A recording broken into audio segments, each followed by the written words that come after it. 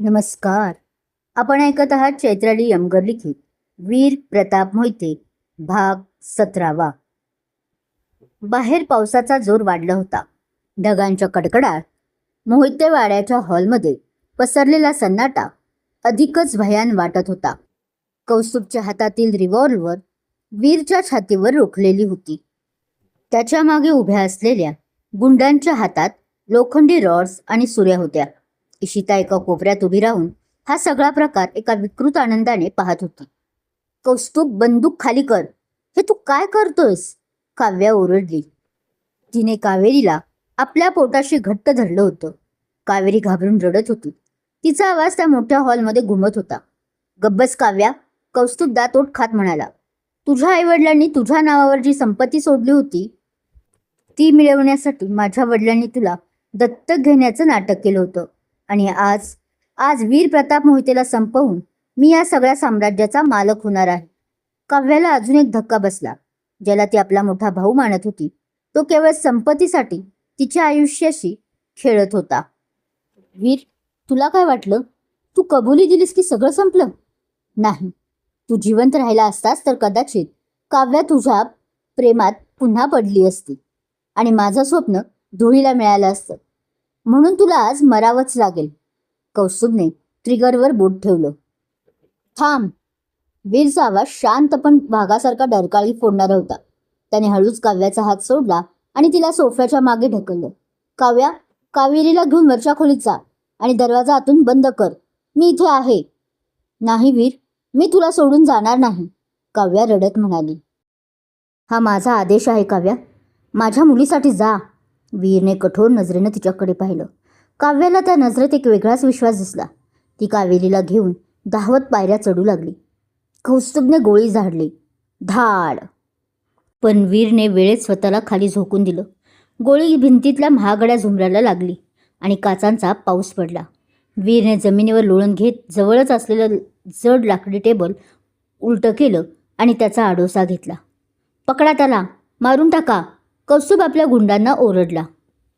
5-6 गुंड वीरच्या दिशेने धावले. वीरने टेबलाखालून एक लोखंडी रॉड काढला जो त्याने आधीच सुरक्षितेसाठी तिथे लपवून ठेवला होता. पहिला गुंड जवळ येताच वीरने त्याच्या पायावर जोरदार प्रहार केला. गुंड विव्हळत खाली पडला. दुसऱ्या गुंडाने सुरा उगारला, पण वीरने त्याचा हात हवेतच पकडला आणि त्याला फिरवून स्वतःच्या खांद्यावरून जमिनीवर आपटले. वीर आज रक्षक बनला होता. त्याच्या डोळ्यात स्वतःच्या पापाचं प्रायश्चित्त करण्याची आग होती. त्याने एकामागून एक 3 गुंडांना लोळवलं. त्याचे कपडे रक्ताने माखले होते. कपाळावर घामाच्या धारा वाहत होत्या, पण त्याची नजर फक्त कौस्तुभवर होती. कौस्तुभ, मर्द असशील तर समोर ये. भाडोत्री गुंडांच्या मागे काय लपतोस? वीर गरजला. कौस्तुभचा थरकाप उडाला. त्याने बंदूक रोखली, पण वीरने हातातील लोखंडी रॉड वेगाने त्याच्या दिशेने फेकला. रॉड कौस्तुभच्या हातावर लागला आणि बंदूक दूर उडाली. वीरने धावत जाऊन कौस्तुभची कॉलर पकडली. तू माझ्या काव्याच्या आयुष्याशी खेळलास. तिला खोटं पत्र दाखवलंस. माझ्या लेकीला माझ्यापासून तोडलंस. वीरने कौस्तुभच्या चेहऱ्यावर एकामागून एक ठोसे मारायला सुरुवात केली. प्रत्येक ठोसा वीरच्या 3 वर्षाच्या वेदनेचा आणि पश्चातापाचा होता. वीर, सोड मला. चुकलं माझं. कौस्तुभ रक्तळलेल्या तोंडाने गयावया करू लागला. तुला माफी नाही कौस्तुभ, तुला फक्त शिक्षा मिळेल. वीरने त्याला जमिनीवर आपटलं. वरच्या मजल्यावरून काव्या हे सगळं पाहत होती.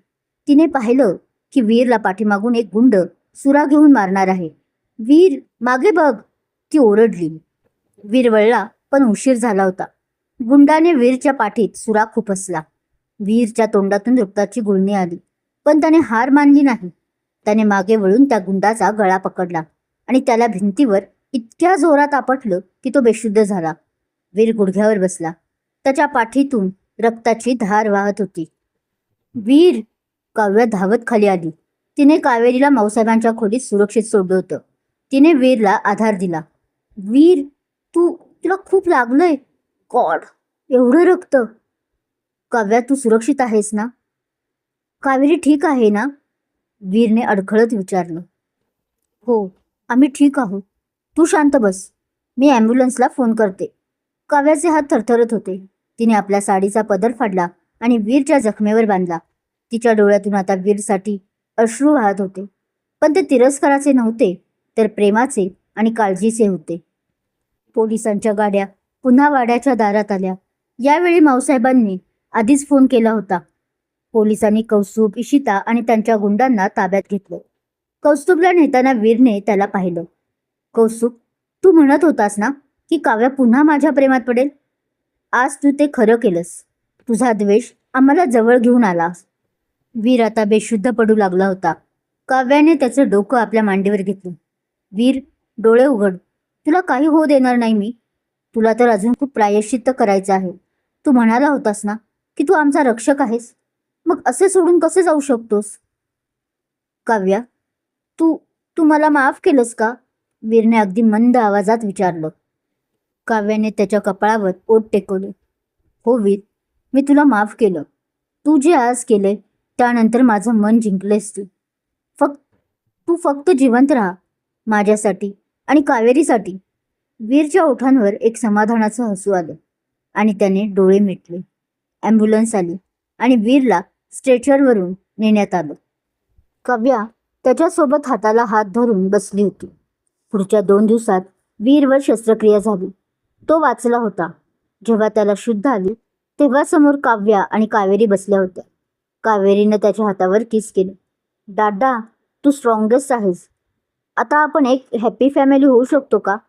कावेरीच्या या प्रश्नावर वीरने काव्याकडे पाहिले. काव्याने हसून मान हलवली. पण एक अट आहे. तुला रोज सकाळी मला कॉफी आणि कावेरीला पॅनकेक्स बनवून द्यावे लागतील. मंजूर आहे, वीर आनंदाने म्हणाला. कौस्तुभ आणि इशिताला तुरुंगात धाडण्यात आलं होतं. मोहिते वाड्यात आता खऱ्या अर्थाने आनंद परतला होता.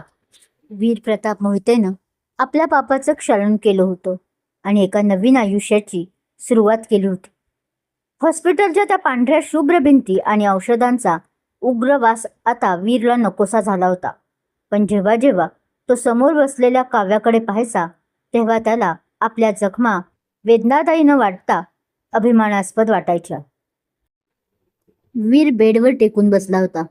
त्याच्या पाठीवरच्या जखमेवर अजूनही पट्ट्या होत्या, पण त्याच्या चेहऱ्यावर एक वेगळंच तेज होतं. एक अशा माणसाचं तेज ज्याने स्वतःला हरवून आपल्या कुटुंबाला जिंकलं होतं. काव्या समोरच्या स्टूलवर बसून कावेरीला भरवत होती. कावेरी चिवचिव करत वीरला आपल्या शाळेतल्या गोष्टी सांगत होती.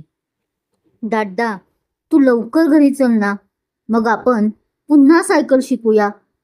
आणि मी यावेळेस नाही पडणार, प्रॉमिस. कावेरीनं आपले उलीचे हात वीरच्या हातावर ठेवले. वीर हसला आणि त्याने काव्याकडे पाहिले. काव्याच्या नजरेत आता तो जुना तिरस्कार नव्हता. त्याऐवजी तिथे एक अपराधीपणाची भावना आणि अपार माया दाटली होती. वीर, डॉक्टर म्हणाले की आज संध्याकाळी तुला डिस्चार्ज मिळेल, काव्याने हळूच म्हटलं. तिने कॉफीचा कप वीरच्या समोर धरला. वीरने कप घेतला, पण तिचे बोट त्याच्या बोटांना स्पर्श करताच काव्याच्या अंगावर सरसरून काटा आला. हे आकर्षण नवीन नव्हतं, पण आता त्याला स्वीकृतीची जोड होती. काव्या, तू खरंच मला माफ केलंस? वीरने गंभीरपणे विचारलं. मी जे केलं ते विसरणं सोपं नाही, पण तू ज्या प्रकारे मला वाचवलेस आणि माझी काळजी घेतलीस. काव्याने वीरच्या ओठांवर आपलं बोट ठेवलं.